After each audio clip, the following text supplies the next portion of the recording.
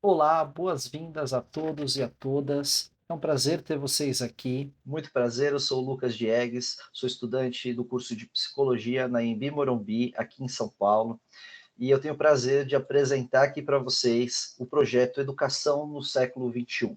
O que é esse projeto? Esse é um projeto internacional aqui realizado pelas faculdades do Grupo Ânima no Brasil, em conjunto com a Universidade Blas Pascal da Argentina.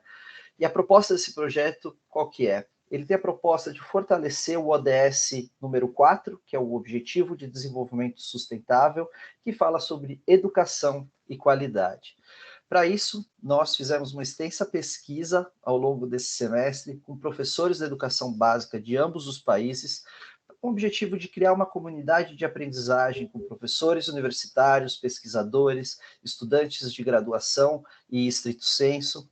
Nós planejamos e desenvolvemos uma formação continuada para professores da educação básica e também nós estamos aqui contribuindo para a formação dos docentes, assim como também a formação integral dos estudantes de graduação atendidos pelo projeto. Não estou sozinho aqui hoje, eu estou aqui com duas colegas, a Monielle Silva, que estuda pedagogia na AGES, no campo Paripiranga, e também com a Kelly de Almeida Domingues, que estuda psicologia na Unisul de Itajaí, Santa Catarina. E o objetivo desse nosso encontro hoje é bater um papo com duas professoras referências no assunto de educação. A primeira delas é a professora Flávia Wagner. Bem-vinda, professora.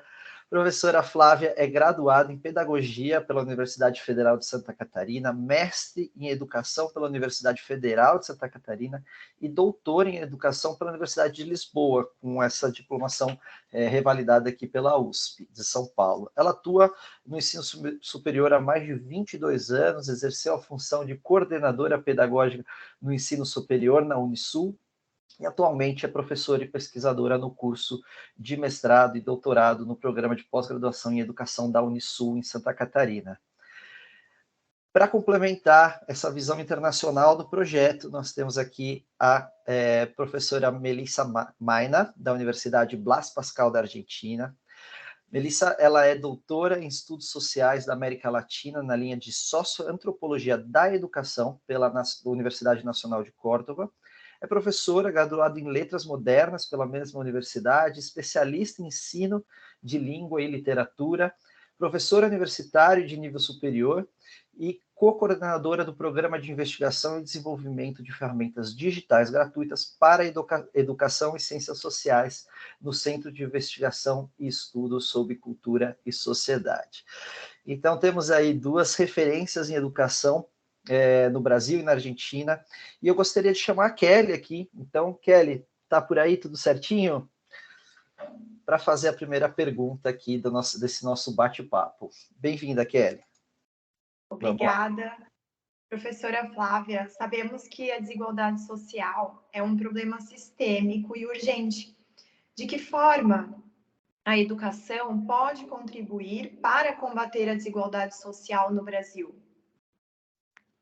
Olá, Kelly. Cumprimentando a Kelly, cumprimento todos os demais aqui presentes.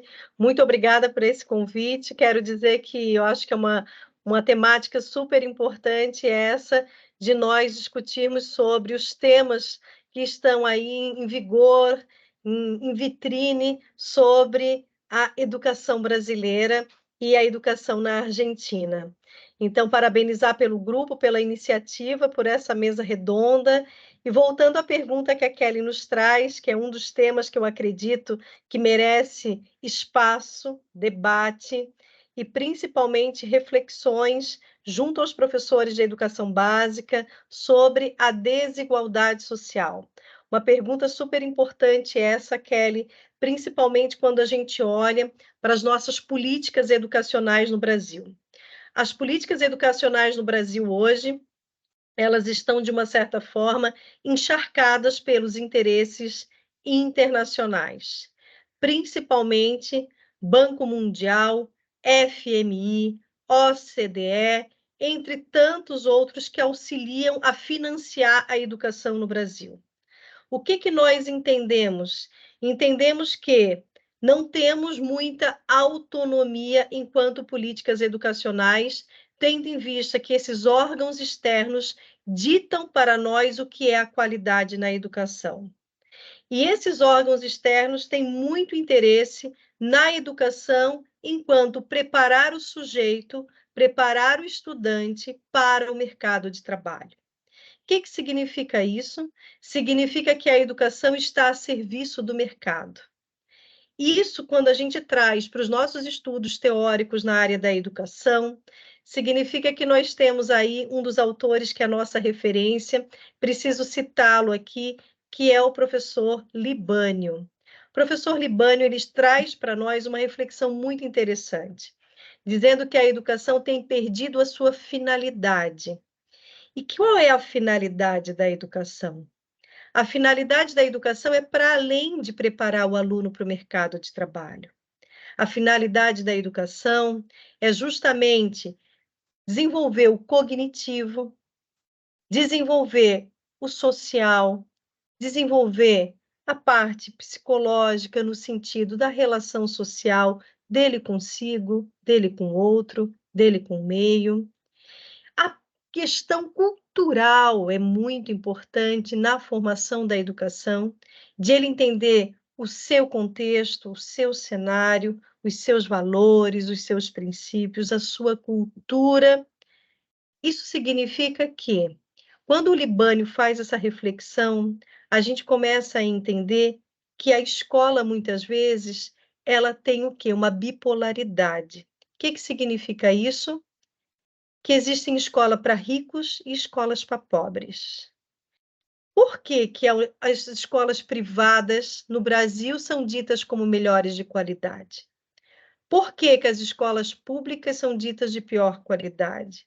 Qual a relação disso com a desigualdade social? Significa que nós estamos criando escolas para pobres. E criar escola para pobres é criar escolas para formar pessoas para atuar no mercado de trabalho. E a gente está falando, no caso, de um imediatismo. Nós não estamos falando do desenvolvimento humano. Nós não estamos falando aqui de uma escola que volta-se para a emancipação humana. Emancipação no sentido de não alienação. Emancipação no sentido de uma formação integral, de uma formação completa do ser humano e não apenas para reproduzir interesses do mercado de trabalho. Então, o que eu quero dizer para vocês é que a escola tem muito a contribuir em a gente diminuir a desigualdade social quando a escola exerce a sua autonomia, quando a escola olha para essas políticas educacionais, como, por exemplo, Provinha Brasil, como, por exemplo, Enem, como, por exemplo, ENAD, como, por exemplo, preparar o sujeito para o mercado de trabalho. Ou seja, a nossa finalidade, a nossa missão enquanto educadores vai para além disso. E uma delas é a transformação social. E uma delas é preparar o sujeito para diminuir a desigualdade social. Nós precisamos dar igualdade de educação para todos. Não podemos criar essa diferenciação. Falar em igualdade social significa, então, ou seja, a escola exercer a sua autonomia, não apenas obedecer às políticas educacionais, olhando para a integralidade da formação desse ser. Eu iria nessa linha, mas então fica aqui essa contribuição para a gente poder fazer a reflexão, né, de qual é o nosso papel na educação frente a essa demanda externa e interna, para que possamos então trilhar um caminho aí promissor para a nossa formação futura. Obrigada, Kelly. Flávia, muito obrigada. Muito bem, muito bem. Então já começamos quente aqui, uma informação muito boa contribuição, professora Flávia, obrigado. E agora eu vou fazer uma pergunta para a professora Melissa. E aqui eu vou, a gente vai inserir as legendas aqui embaixo, mas eu vou fazer a pergunta em espanhol, quer dizer, eu vou tentar, desculpa, professora Melissa, e quem estiver assistindo, porque não sei se está perfeito aqui, mas vamos lá. Profesora Melissa, entonces, según el documento de la UNESCO que hemos estudiado por este semestre.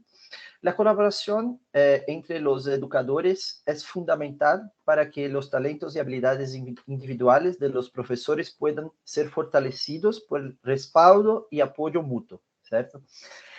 Su capacidad para ser un agente de cambio en el mundo se ve directamente afectada por el grado en que la cooperación y la colaboración están entrelazadas en sus formas de trabajo. Y este proyecto que estamos haciendo de educación en el siglo XXI, es un ejemplo muy destacado de ello. Tenemos personas de diferentes países abordando la educación a través de un documento global y pensando en soluciones para el futuro de todos. Profesora Melissa, ¿qué otras acciones considera que pueden promover la colaboración y participación en las redes de educadores en Brasil, Argentina y en todo el mundo? Muchas gracias a Lucas, a Moniel, a Kelly y a Flavia por el espacio. Me parece que esta es una gran oportunidad para poder charlar sobre la educación en dos países que somos vecinos y que formamos parte de Latinoamérica y que por tanto podemos tener una red, como en relación a la pregunta que estabas haciendo recién, Lucas. Me parece que es fundamental pensar que las acciones que pueden promover la colaboración y la participación tienen que tener un marco, un contexto, y ese contexto se da por las políticas públicas, ¿no? Y esas políticas públicas de educación tienen que estar pensadas previamente porque los actores de la educación, los docentes, que podemos pensar que es el principal eslabón a partir del cual se pueden generar diferentes redes y participaciones, tiene que estar contenido por una política pública que permita hacer estas redes de participación activas y que tengan que ver directamente con el contexto donde se desarrollan la educación o donde se desarrollan las actividades educativas. En este sentido, creo que es fundamental pensar el sujeto del docente como en su rol activo de participación y de relación directa con el contexto escolar, con sus estudiantes y con la inmediatez de las problemáticas que tenemos en este momento en el mundo y que nos atraviesan en toda la región, ¿no? Voy a llamar región a toda Latinoamérica y por lo tanto a nuestros países, a Brasil, Argentina. En este sentido, a mí me gustaría recuperar un proyecto que me parece muy valioso, que se llama Canciones Urgentes para mi Tierra. Después voy a compartir con ustedes el link de este proyecto, donde un profesor de música, Ramiro, rescata ciertas problemáticas que se dan, problemáticas ambientales de las provincias de Santa Fe y Córdoba, acá de Argentina, y otras problemáticas que pueden ser extensivas al resto de la región y de Latinoamérica, y con eso crean canciones con los estudiantes, y esas canciones después son cantadas e invitan a artistas, cantantes, cantautores que puedan participar dentro de esta propuesta artística, que es un proyecto educativo artístico. Entonces traigo a colación ese ejemplo porque me parece que ahí está la potencia y la posibilidad de transformar nuestra realidad a través de la educación y de generar la colaboración y la participación, que esa colaboración y esa participación, si pensamos en redes, desde la cuestión más pequeña, más micro, que es la escuela, su contexto, los actores que participan en ello, los estudiantes, los docentes, cómo se relaciona con la comunidad y cómo eso se puede extrapolar, se puede pensar en relaciones de colaboración con las provincias, con los países vecinos y con el mundo. Pero para eso es necesario que haya políticas públicas de sostenimiento y que eso se traduzca en la posibilidad de un Estado, ¿no? Porque no podemos dejar de pensar que la educación es parte de una política de Estado y también de una política del mundo, y para poder relacionar con lo que dijo la profesora Flavia recién, que esa educación no esté alineada únicamente o despojada de su sentido humanista y completamente alineada a parámetros económicos, sino que podamos extender un poco más allá, y en eso creo que también pensando en cómo hacemos la difusión de las cosas que suceden, las redes, podemos tomar la cuestión positiva de la tecnología que nos puede vincular, y que en este momento estamos compartiendo eso a través de la herramienta de la tecnología, que siempre es también uno de las grandes, de los grandes enigmas o de los grandes cuestionamientos que tenemos en relación a la educación. Muchas gracias, profesora Melissa. Después vamos a dejar el link, el enlace acá, para todos poderem ascender de este projeto que ha mencionado. Muito obrigado. Então, vamos deixar esse link que a professora Melissa mencionou depois aqui nos comentários abaixo desse vídeo. Para a próxima pergunta, então, agora eu vou chamar a Monielle para me dar uma ajuda aqui com a próxima pergunta para a professora Flávia. Oi, Monielle, bem-vinda. Olá! Flávia, sabemos que a formação continuada é um processo constante de aperfeiçoamento que tem como possibilidade a evolução dos professores em sala de aula. Dessa forma, sabemos que é importante essa evolução de forma benéfica para os professores. Na sua opinião, do que precisamos para ter uma formação continuada de qualidade? Maravilha, obrigada pela pergunta, Monielle. É um tema muito importante esse, a gente está debatendo hoje, principalmente aí a nível de Brasil, porque a nossa formação continuada para os professores hoje de educação básica, elas vêm se voltando muito numa linha técnica, e a gente quer ultrapassar isso. O nosso professor, ele precisa ser visto como um sujeito reflexivo, um sujeito intelectual. Ele não está aqui apenas para reproduzir técnicas de avaliação, técnicas de metodologia.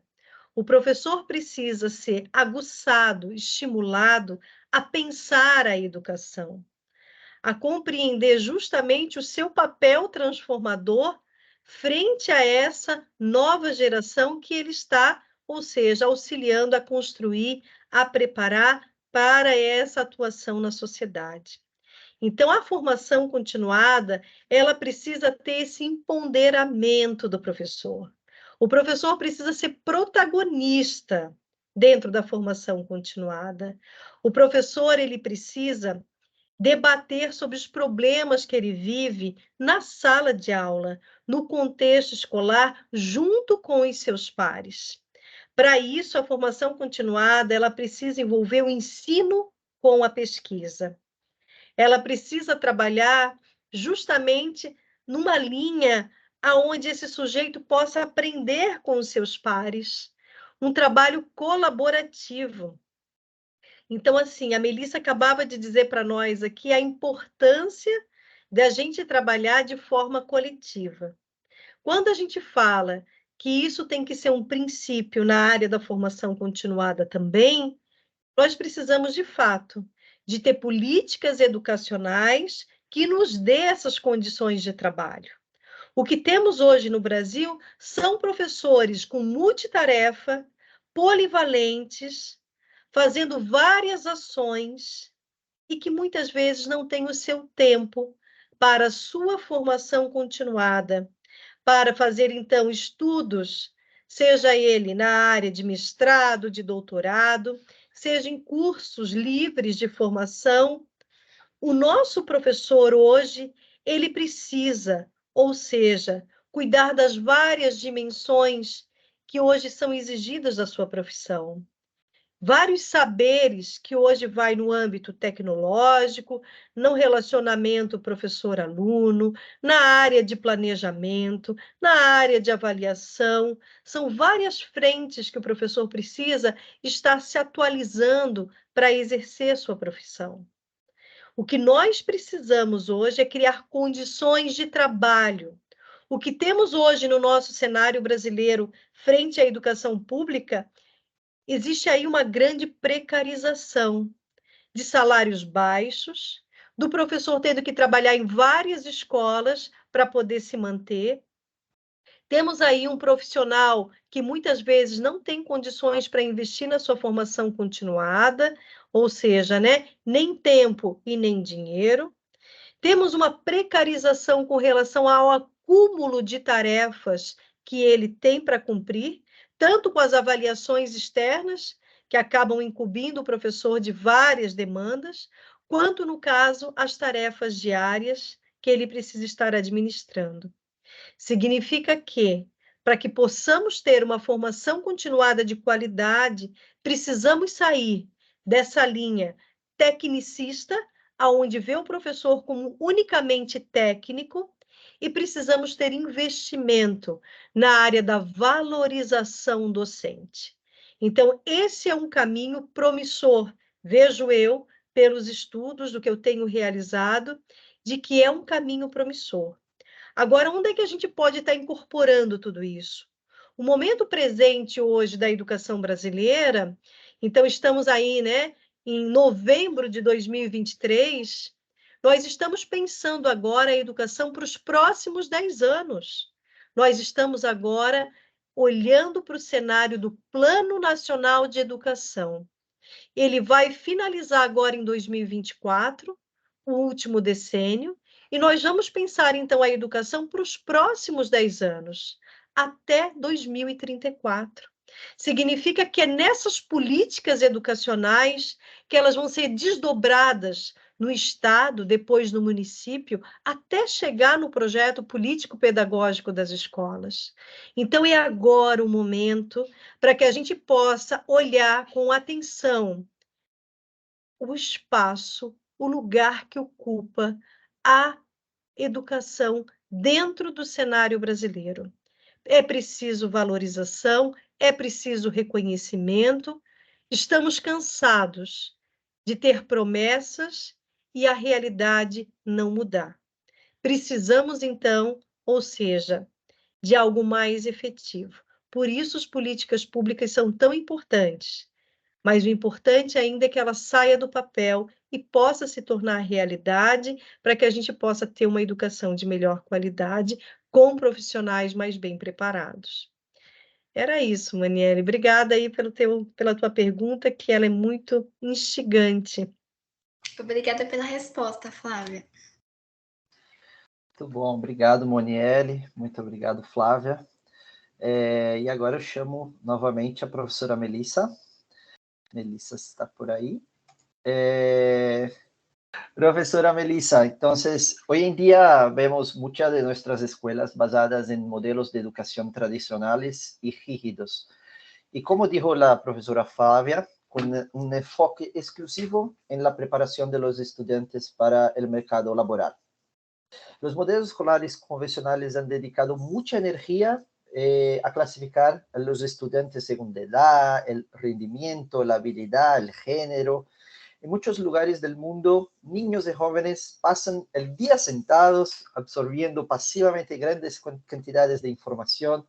Un estudiante silencioso y obediente se ha vuelto sinónimo de concentración y productividad. A menudo, la enseñanza de calidad se equipara con mantener el orden y eliminar ruidos y movimientos innecesarios. Así, la escuela y sus aulas se convierten en lugares tediosos y desagradables, bien aburridos. ¿Qué podemos hacer para reinventar la educación y alinearla más con las necesidades de las comunidades a las que servimos? Gracias, Lucas, por la pregunta y también felicitarte por tu español, que la verdad que está muy bien. Muchas gracias. Bien, acá me parece que esta pregunta va un poco al hueso, ¿no? De lo que siempre estamos pensando, cómo hacemos para que la educación acompañe los cambios que son tan vertiginosos en los últimos tiempos en el mundo. Me parece central acá retomar un aspecto que ya lo dijo Elsie Rodwell hace mucho tiempo, pero el aula como universo, ¿no? Volver a pensar el aula como universo para poder comprender y para poder conocer lo que sucede en el contexto que rodea el aula. Y en ese sentido es muy importante poder investigar dentro del aula, entonces que los docentes tengan herramientas que son de la investigación educativa para poder pensar qué está sucediendo en su alrededor, en su contexto. Por ejemplo, cuáles son los problemas de las comunidades donde están insertas las instituciones educativas, cuáles son las inquietudes, los intereses de esas niñas, niños, adolescentes que están participando en el aula y que por supuesto que ya tienen, que acá es importante que también repensemos las infancias y las juventudes, porque conocen mucho y a veces tienen un montón de conocimientos propios de su cultura y de su entorno, y que son necesarios recuperarlos para poder pensar en proyectos didácticos, en proyectos que coloquen a los estudiantes como sujetos activos de producción de conocimiento que pueda ser devuelto, que pueda ser presentado a su comunidad, ¿no? Entonces, en este feedback de poder encontrar en el afuera las problemáticas, las inquietudes, poder pensarlas dentro del aula y poder compartirlas con su comunidad, ¿no? Así también pensar todas aquellas relaciones que tengan que ver con la educación y la cultura, ¿no? Cómo podemos crear bibliotecas, crear música, crear proyectos artísticos en vinculación con las comunidades. Y acá se vuelve central y no podemos dejar de pensar en el sostenimiento del Estado y las políticas públicas, ¿no? Yo creo que nunca hay que perder de vista, recién también lo decía Flavia, que los cambios en la educación son posibles, por supuesto que a través del movimiento personal, del movimiento profesional, de muchísimas personas que acompañan a esos estudiantes durante muchas horas en el día, en la semana y en el año, pero que también eso tiene que estar sostenido por un Estado, que tiene que estar sostenido por una economía, porque lo que decía la profesora Flavia, que traía a colación el detrimento del salario docente, todo eso impacta negativamente en la educación. Entonces, pensar que, como dice Flavia Terilli, la educación no es algo solamente cotidiano, hay todo un sistema y una red institucional que es necesario sostener, fortalecer, para poder dar cuenta de las cosas que están sucediendo y poder transformar la pasividad de la educación, que recién decía Lucas, en una propuesta activa y una propuesta activa de transformación para el futuro que viene y también para los cambios que estamos evidenciando en este momento. Muito bem, muitas graças, Melissa. E agora eu queria convidar todos, então, para retornar aqui para a gente fazer uma pergunta de encerramento aqui para ambas as professoras. É a mesma pergunta para a gente entender aí como que é o cenário nas duas realidades, Brasil e Argentina. Então, para finalizar, professora Flávia, a gente falou aqui sobre colaboração, a gente falou sobre os modelos, a gente falou sobre desigualdade social, mas para encerrar aqui esse nosso bate-papo, o que falta na sua visão, professora? O que falta para a educação brasileira dar certo? Obrigada, Lucas. Essa pergunta é um tanto instigadora. E quero dizer assim que ela nos provoca a pensar sobre a nossa realidade brasileira, porque quando a gente falou aqui hoje, né, sobre desigualdade social, é claro que nós, enquanto escola, precisamos exercer a nossa autonomia. E esse é um caminho possível, né? Ou seja, para que a gente possa enxergar a educação de uma maneira mais alargada, né? Ou seja, não perdendo esse enfoque da humanização, de que nós estamos aqui para evoluir enquanto ser humano, e essa nossa evolução humana, ela tem a ver com intelectual, tem a ver com físico, tem a ver com social, com cultural, ela tem várias vertentes. Então, não podemos entender a educação de uma maneira tão limitada, que a educação ela serve só para preparar um profissional para o mundo do trabalho. Ou seja, não é isso o enfoque da educação. Então, quando a gente diz o que falta para a educação dar certo, falta realmente, eu acho que uma seriedade. seriedade no sentido do compromisso, seja ele político, dos governantes, seja ele, no caso, das escolas, dos gestores, seja ele dos professores, seja ele dos estudantes e seja ele das famílias.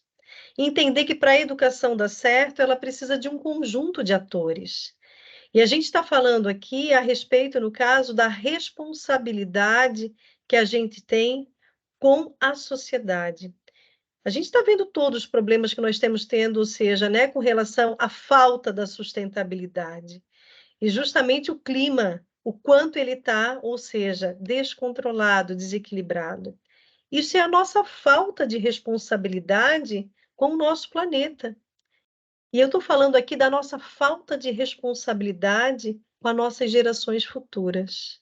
O quanto todos nós somos responsáveis por esse processo de desenvolvimento humano. Então, assim, enquanto a gente tiver toda essa briga de mais-valia no sentido da exploração, no sentido da desigualdade social, de explorar, ou seja, justamente aqueles que têm menos, aqueles que, no caso, se favoreceram de menos direitos, ou seja, à medida que a gente continuar tendo essa desigualdade de que o conhecimento é para alguns e não para todos, à medida que a gente continuar dizendo que a educação de qualidade não é para todas as classes sociais, a gente vai continuar tendo muitos problemas. Infelizmente, a gente é um país de terceiro mundo, um país emergente, um país que muitas vezes tem se desenvolvido em tecnologia, mas não tem se desenvolvido enquanto, ou seja, né, ser humano, que a gente fala enquanto educação de fato. E a educação que eu falo aqui de uma maneira mais abrangente, é aquela justamente que estabelece regras para um convívio social, é aquela justamente que reconhece no outro as suas diferenças e respeita, mas, além de tudo, valoriza.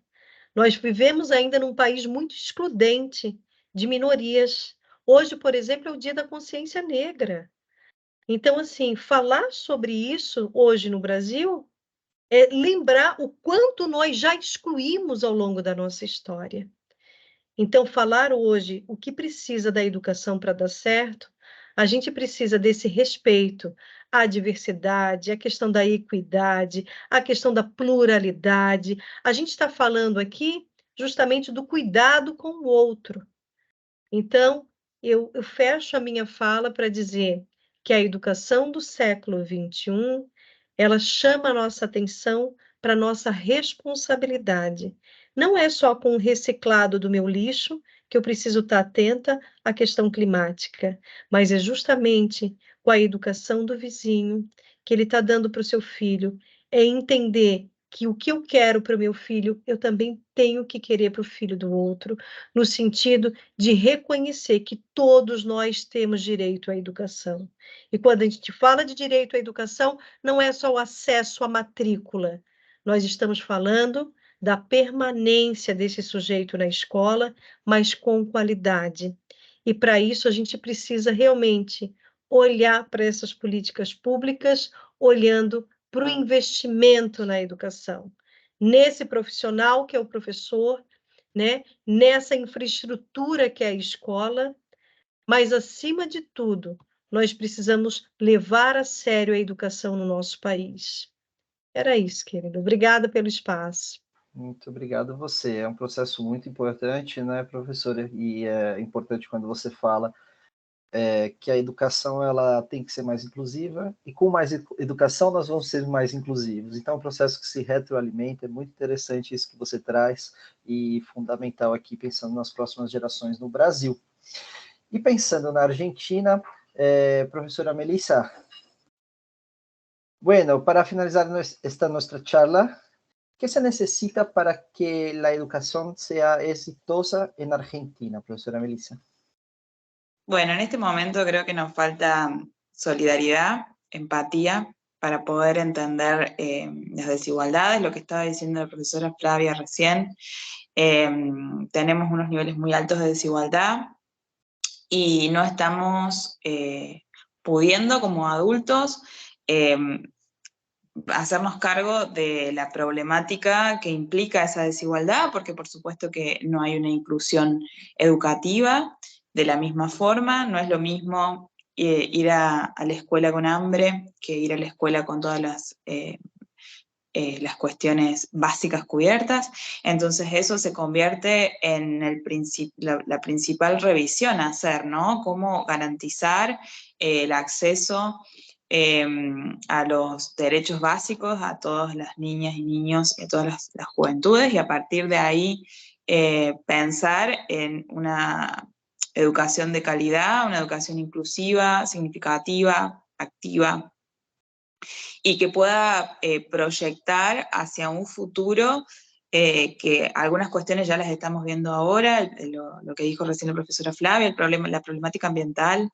Estamos pensando en un mundo que está en un ritmo aceleradísimo de cambios, y que además todo lo que implica la desigualdad en el mundo y desde la región donde estamos nosotros, yo creo que también tenemos que lograr hacer redes entre los diferentes países, poder lograr una red latinoamericana de educación también nos permitiría pensar, a veces yo creo que nuestros países hermanos tienen quizás ideas o soluciones sobre algunas problemáticas y podríamos intercambiar. Creo que este proyecto es muy importante en ese sentido, en la posibilidad de pensar redes y de poder sostenernos, porque creo que en este momento lo importante es poder sostenernos en estos cambios y sobre todo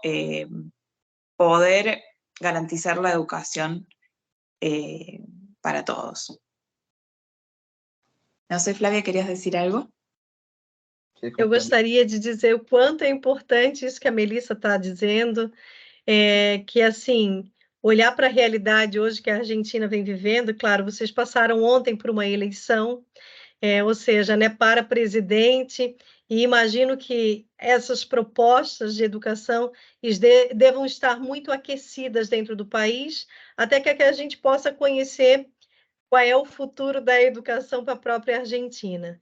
Mas olhando para essa questão da desigualdade social, e é isso que a Melissa nos diz, o quanto precisamos de redes, precisamos de elos, precisamos dos países de primeiro mundo, precisamos dos países de segundo mundo, olhando para esses países emergentes que somos nós aqui na América Latina, entre tantos outros, mas é só para dizer que chega de exploração. Chega de só, ou seja, pegar o ouro e levar para fora.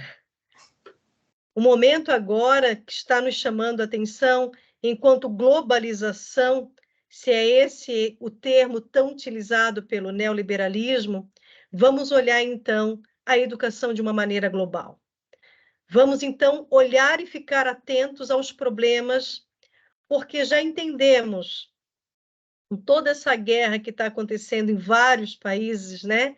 E que, quiçá, não entre mais nenhum dentro da guerra, mas é só para entender que isso só tende a ampliar devido à competitividade, devido justamente a essa questão da mais-valia, devido justamente a gente colocar, ou seja, né, o poder e o dinheiro em primeiro lugar, e o ser humano, né, e o nosso planeta Terra, ele não está nesse ranking. Então, nós precisamos, de fato, nós, enquanto seres humanos, enquanto sociedade, enquanto comunidade global, pensar a solução da educação de uma maneira mais abrangente. E eu vou citar aqui o documento da Unesco, né, Lucas? Ou seja, você citou... Eu ia falar para você, mencionar esse documento. Você citou numa pergunta para a Melissa de uma maneira tão clara. Poxa, é um documento que está aí, gente, do século XXI, né, fazendo parte. Ele foi feito agora, finalizou em 2021, ele veio a público em 2022. É um documento que está traduzido em mais de 5 línguas. Então, o nome do documento é Reimaginar o Futuro da Educação, os futuros da educação. E ele está justamente prospectando a educação até 2050. Nós que somos da área da educação precisamos conhecer esse documento. O que está colocado ali que nos ajuda a pensar a nossa educação do nosso país, do nosso estado, do nosso município, da nossa escola, da minha prática dentro da sala de aula. Eu preciso acompanhar essas temáticas tão importantes.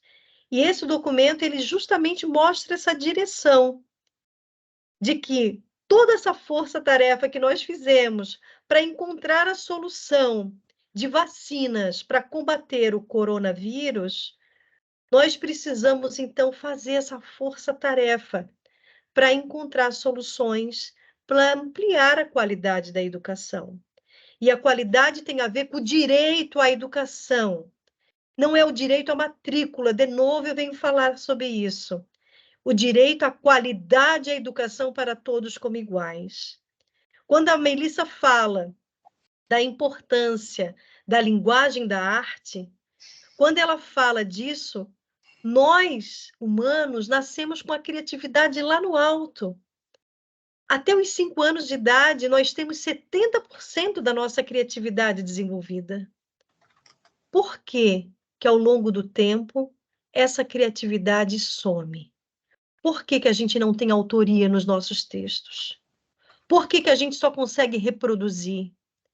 Porque justamente a escola vai nos robotizando, ela vai nos preparando para o mercado de trabalho, e a gente vai perdendo essa essência humana, que é as linguagens da música, da dança, da expressão, do que é a nossa essência humana, que é a criatividade.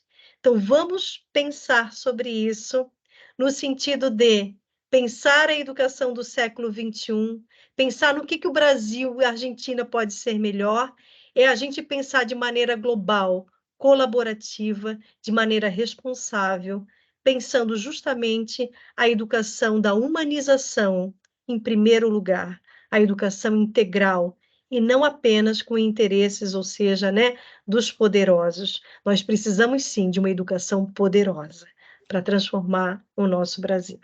E a nossa Argentina, que está aí precisando também ser olhada. Muito obrigada. Muito bom, muito bom. Então, com essa fala, a gente encerra aqui. Eu queria agradecer Monielle e Kelly, minhas parceiras aqui. Assunto bem forte, potente, então foi um prazer contar com a ajuda de vocês aqui. Professora Melissa, muitas graças por sua participação. Foi muito bom aqui ter vocês aqui. Professora Flávia, muito obrigado. E é isso, pessoal. Você que está assistindo esse vídeo, você que é professor da educação básica, a gente vem aqui com esse tema porque ele é muito importante. Como a professora Flávia mencionou, é um tema que a gente vai investir hoje para que em 2050 a gente tenha resultados, mas existem ações que trazem resultado para agora, imediatos, ações a longo prazo. O fundamental é que vocês assistam esses vídeos aqui no canal que a gente está do YouTube, vão ter outros vídeos, que esse projeto ele é mais amplo, tem outras turmas também trabalhando com esse tema, com outros temas, então é muito importante que vocês assistam os outros vídeos, acessem o documento que a professora Flávia mencionou, é um documento riquíssimo, criado pela Unesco, com informações e conceitos para a nossa mobilização e para a nossa ação.